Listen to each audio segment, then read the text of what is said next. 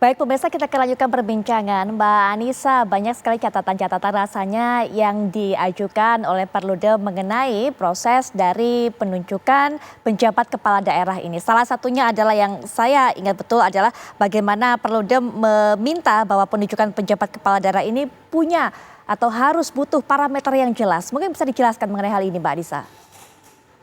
Ya, kan sebetulnya tadi sebetulnya sudah disampaikan juga ya oleh Prof. Azra dan juga Mas Rifki bahwa sebetulnya berdasarkan putusan Mahkamah Konstitusi kan MK menghimbau ya, meminta pemerintah untuk membuat aturan teknis terkait dengan penunjukan penjabat ini.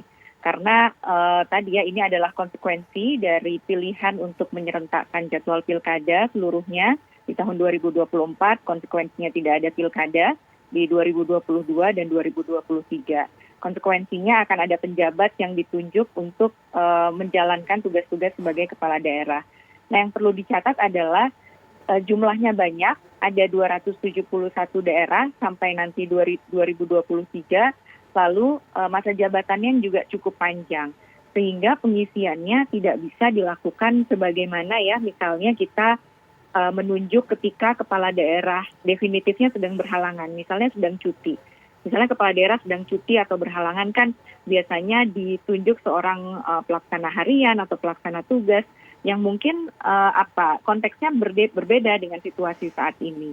Sehingga memang seperti yang diamanatkan dalam putusan Mahkamah Konstitusi, walaupun memang secara putusan menolak, tapi kan putusan MK ini seharusnya dilihat secara utuh ya, bahwa MK menyarankan bahwa perlu ada aturan teknis, dan aturan teknis ini adalah sebagai turunan dari pasal 201 terkait penunjukan penjabat ini. Jadi memang secara spesifik aturan teknis ini dibutuhkan untuk menerjemahkan pasal 201 terkait penunjukan penjabat.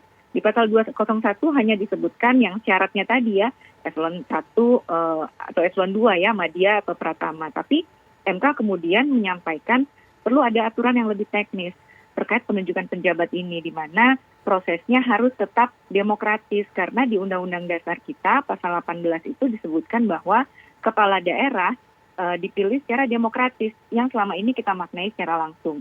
Karena pilkadanya tidak ada, pilkada langsungnya tidak ada, tetapi prinsip demokratis seperti yang diamanatkan dalam konstitusi kita tidak boleh diabaikan. Sehingga ketika menunjuk penjabat pun prosesnya harus demokratis. Demokratisnya yang bagaimana? MK melanjutkan bahwa prosesnya harus transparan, terbuka, begitu ya, terukur berdasarkan merit system, memperhatikan aspirasi daerah, gitu ya, transparan dan akuntabel.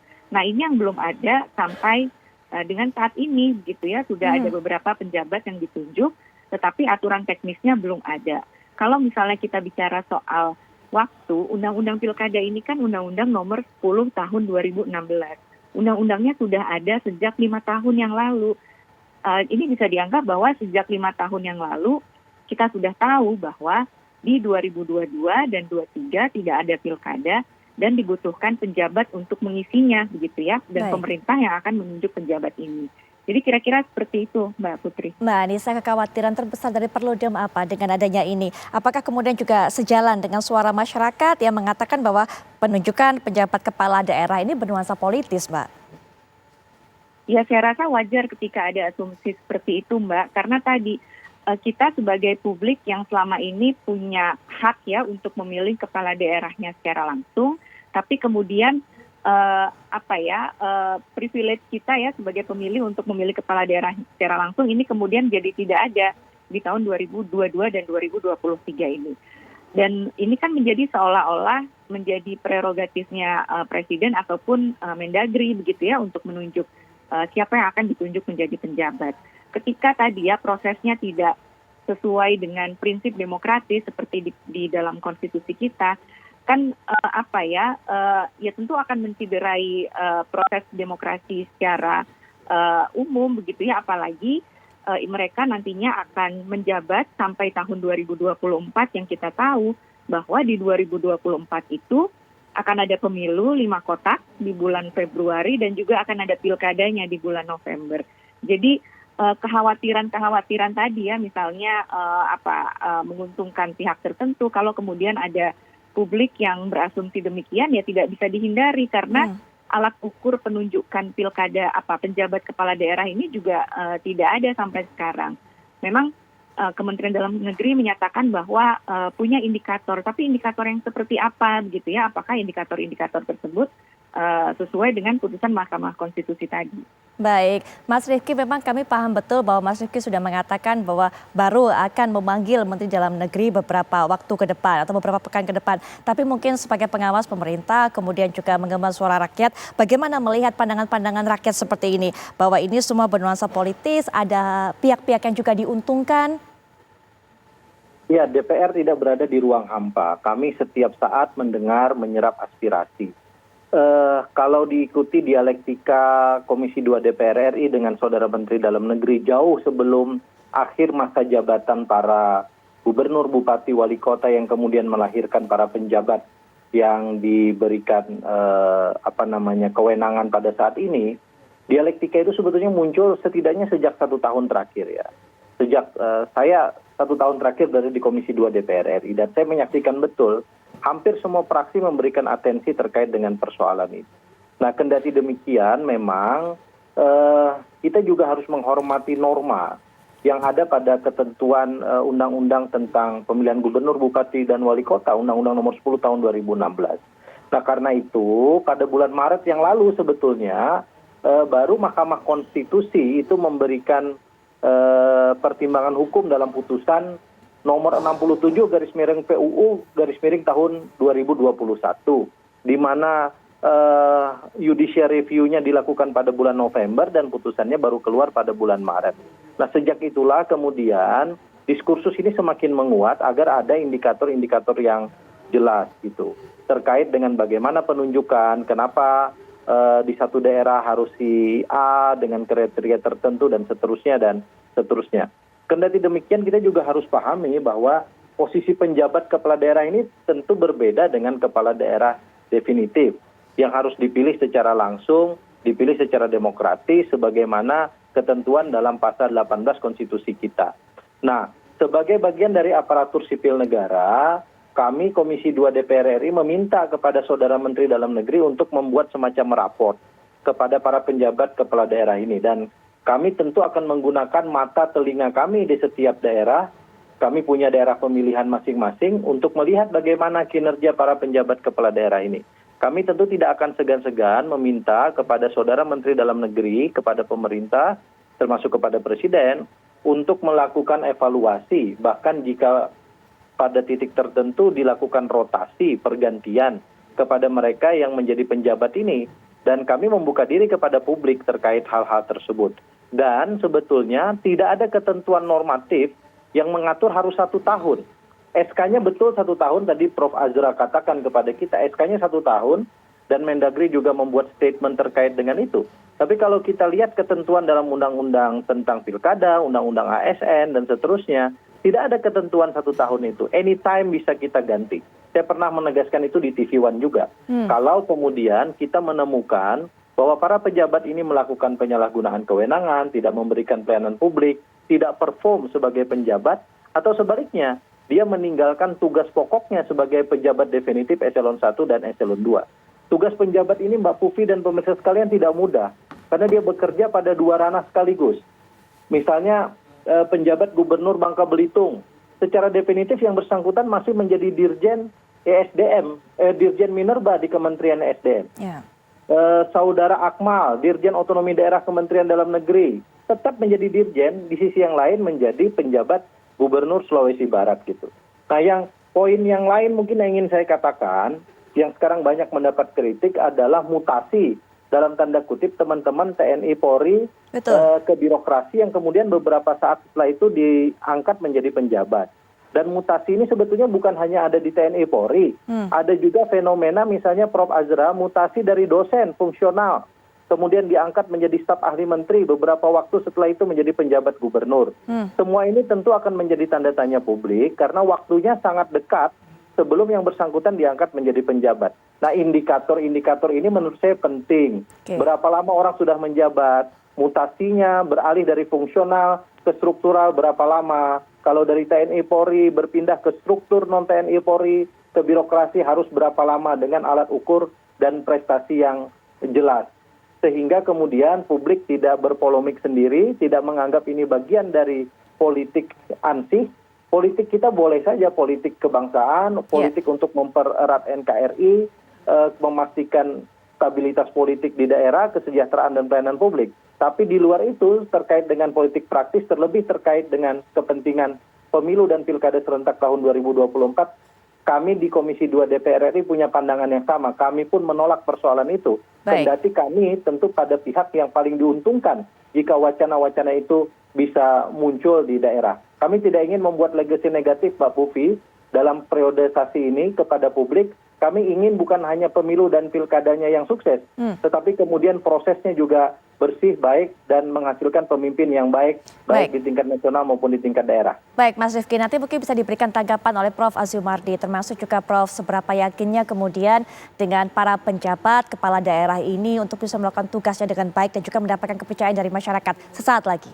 Ada kembali di Apa Kabar Indonesia Malam, pemirsa, dan langsung saja kita akan lanjutkan perbincangan Prof. Azumardi seperti yang sudah sempat saya sampaikan sebelum jeda. Silakan ditanggapi Prof. apa yang disampaikan oleh Mas Rifki, kemudian juga sebenarnya seberapa yakin dengan penunjukan seperti ini penjabat kepala daerah mereka mampu menjalankan tugasnya dengan baik di daerah-daerah tersebut, walaupun ini mengesampingkan nama-nama yang direkomendasikan oleh tokoh-tokoh daerah tersebut, dan juga seberapa bisa mereka ini kemudian mendapatkan kepercayaan dari masyarakat. Prof. Azumardi.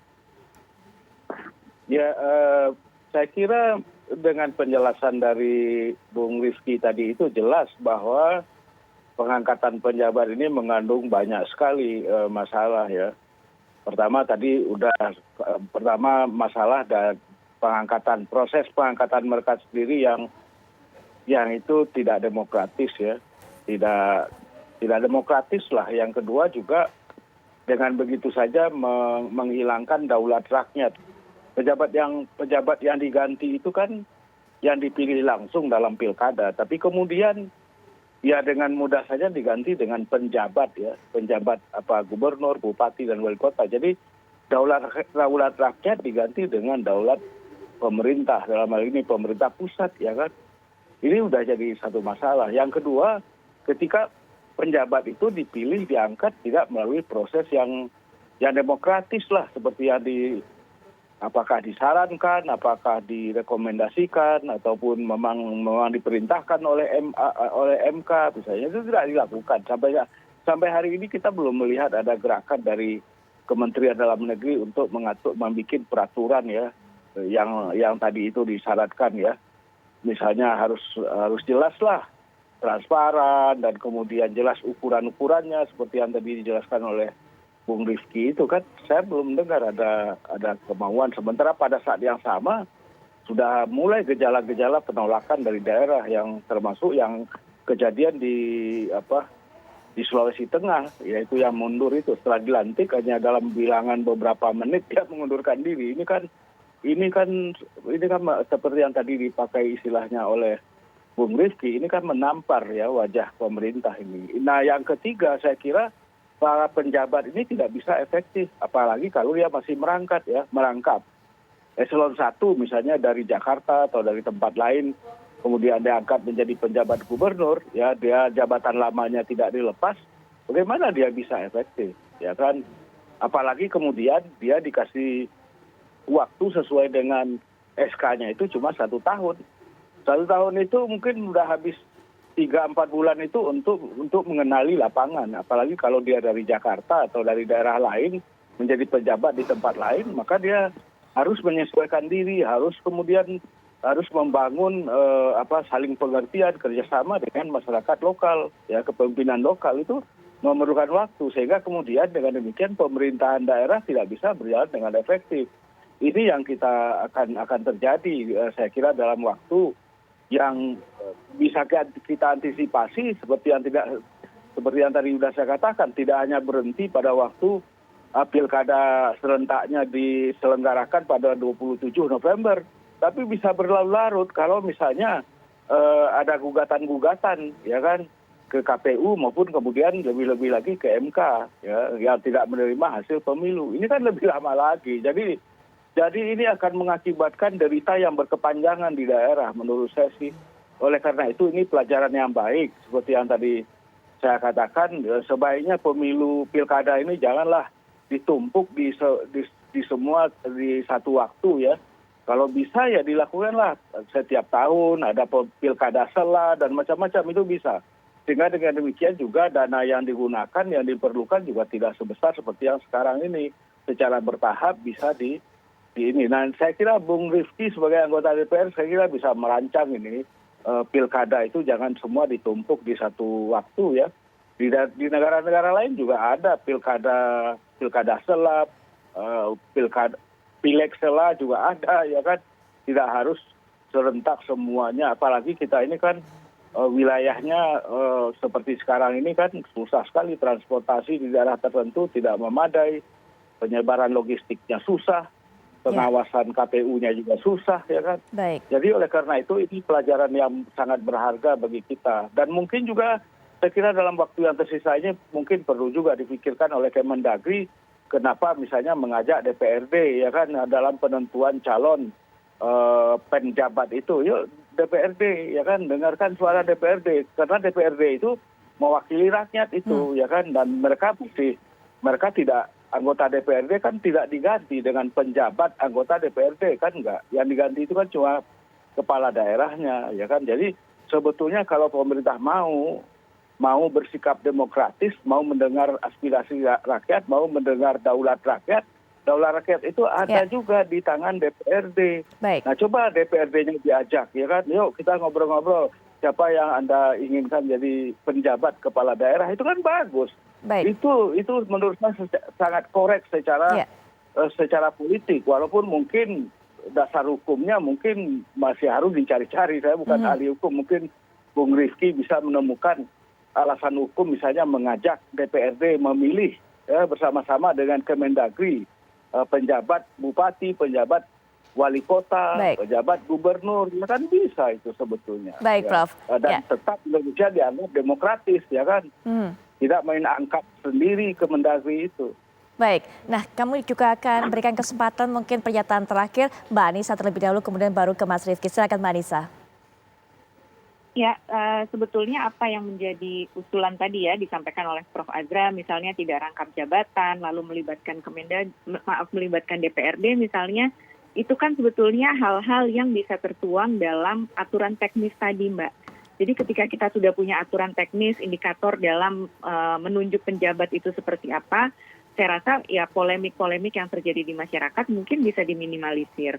Kita punya indikator kenapa si A ditunjuk sebagai penjabat di sebuah provinsi. Kita tahu apa penilaiannya seperti apa misalnya, dan suara masyarakat, suara publik juga tidak sama sekali dinegasikan begitu ya. Kan sekarang DPRD tidak dilibatkan gitu ya. Kita yang selama ini memilih kepala daerah secara langsung itu diambil begitu saja gitu ya. Bahkan perwakilan kita di daerah pun juga tidak diberikan kesempatan untuk memberikan masukan. Nah ini sebetulnya kenapa penting pemerintah segera membuat aturan teknis itu. Supaya karena ini baru beberapa daerah ya, kita akan punya 271 daerah, 24 provinsi, 191 kabupaten kota, dan 191 kabupaten dan 56 kota yang akan diisi oleh penjabat. Bisa dibayangkan kalau banyak polemik yang terjadi begitu ya. Belum lagi tadi misalnya soal rangkap jabatan kan akan mengganggu pelayanan publik di daerah begitu ya. Kita sebagai masyarakat di daerah mungkin jadi tidak mendapatkan hak-hak kita gitu ya yang tadi dalam proses pelayanan publiknya. Misalnya penjabatnya kan pertama tentu mereka harus beradaptasi dulu. Bagaimana mereka bisa bekerja sama dengan DPRD-nya gitu ya, membuat perda, membuat APBD. Kalau kemudian ini orang yang kemudian dilihat sebagai orangnya Jakarta atau orangnya pusat kan akan lama gitu ya. Misalnya proses adaptasinya akan lama, yang akan berdampak tadi pada pelayanan publik di daerah. Plus kalau misalnya tadi ditambah polemik-polemik gitu ya yang terjadi di daerah. Ya, terakhir mungkin Mas Rifki singkat penutup. Ya, kita mendorong indikator yang terbuka, yang transparan, yang accountable. Dan indikator itu tentu tidak bisa indikator tunggal. Ada case misalnya di satu provinsi gubernurnya berakhir tahun 2022 ini bersamaan dengan misalnya 6-7 bupati wali kota di daerahnya. Lalu pada saat yang sama dia mengusulkan kandidat-kandidat calon penjabat bupati wali kota. Bukan hanya dalam rangka untuk mengisi penjabat, tapi juga ada misi politik untuk kemudian mensukseskan keterpilihannya pada tahun 2024. Nah, hal-hal yang seperti ini tentu juga harus dilihat oleh pusat secara jeli, secara sensitif.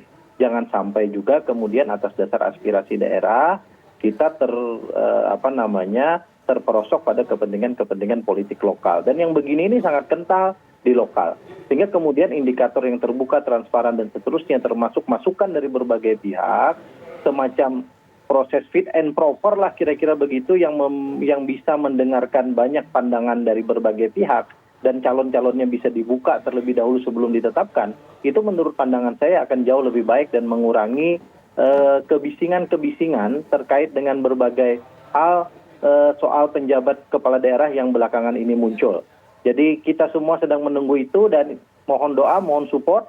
Komisi 2 DPR RI akan meminta kepada Mendagri untuk segera membuat itu agar kita tidak terlibat dalam fitnah politik jelang 2024 semua ini.